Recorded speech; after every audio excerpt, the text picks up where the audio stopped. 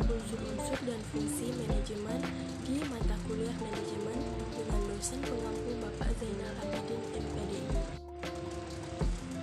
Baiklah, langsung saja. Di sini ada unsur-unsur dan fungsi manajemen. Sebelum itu, tahu nggak apa itu manajemen?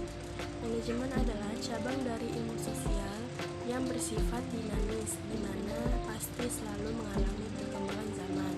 Nah, manajemen ini juga berfungsi untuk mengatur pola struktur yang baru, di mana manajemen ini berfungsi untuk mengatur sesuatu yang tidak teratur menjadi teratur dan menjadi pola yang baru.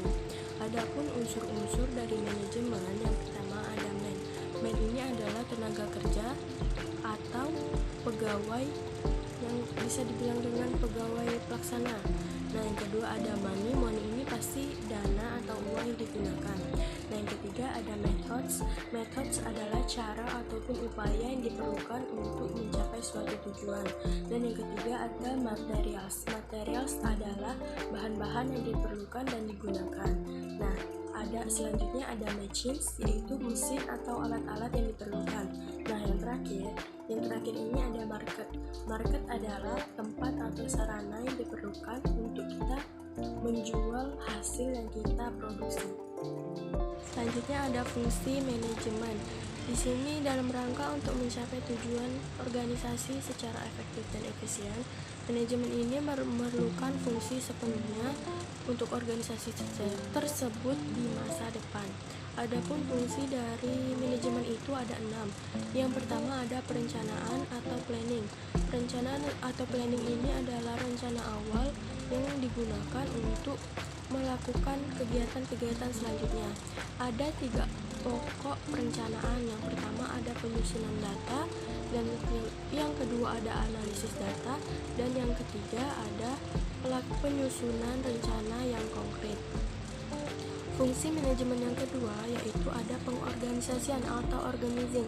Pengorganisasian ini adalah 2 orang atau lebih yang berkoordinir untuk hasil yang ingin dicapai. Nah, yang ketiga ada penggerakan atau actuating. Penggerakan ini adalah gerakan dari individu ataupun mesin dan alat-alat yang digunakan. Nah, yang keempat ada pengarahan. Pengarahan atau direktif ini arahan dari ketua, manajer atau atasan dari perencanaan tersebut kepada petugas-petugas yang ada. Nah, yang kelima ada penyusunan pegawai atau staffing. Ini sudah pasti penyusunan pegawai-pegawai yang dibutuhkan, pegawai-pegawai yang sesuai dengan fungsinya di dalam perencanaan tersebut. Nah, yang terakhir ada pengawasan atau controlling. Ini dilakukan untuk mengawasi petugas-petugas dan menilai hasil dari kinerja pegawai tersebut sudah baik atau belum, dan hal ini juga untuk kita menilai lagi rencana kita atau pelaksanaan kita ini udah baik atau belum, sehingga kita bisa memperbaikinya di perencanaan selanjutnya agar lebih baik lagi. Nah, dari pembahasan tadi bisa kita simpulkan bahwasanya manajemen ini adalah proses atau bimbingan secara fasilitas untuk kegiatan kerjasama untuk mencapai tujuan yang diinginkan. Nah, untuk mencapai tujuan tersebut, manajemen harus memiliki komponen-komponen tersendiri di dalamnya. Nah, komponen tersebut adalah unsur-unsur dan unsur-unsur manajemen. Nah, unsur-unsur manajemen ini sering dikenal dengan 6M: Man, Money, Methods, Material, Machines, dan Market.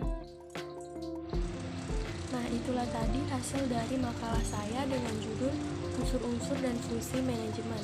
Semoga ini bermanfaat untuk kita semua. Wassalamualaikum warahmatullahi wabarakatuh.